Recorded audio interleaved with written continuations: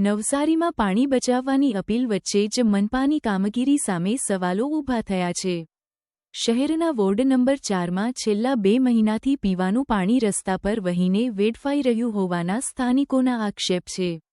Court મોહલ્લાથી મરિયમપુરા, બોલવાડ, તરોટાથી કાશીવાડ સુધી પાણી વહે છે, તો બીજી તરફ મરિયમપુરામાં ગટર ઉભરાતા ગંદુ પાણી પણ મુખ્ય માર્ગ પર ફરી વળે છે.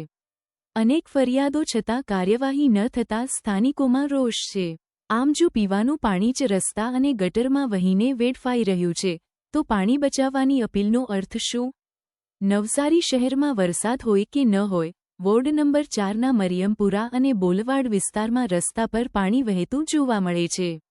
કારણ છે કોર્ટ મોહલ્લાની પાણીની ટાંકીની લાઇનમાં બગડેલો વાલ્વ. વાલ્વ ખોલવામાં આવે ત્યારે મોટા પ્રમાણમાં પીવાનું પાણી લીકેજ થઈ કોર્ટ મોહલ્લાથી મરિયમપુરા, બોલવાડ, તરોટાથી કાશીવાડ સુધી રસ્તા પર વહી જાય છે.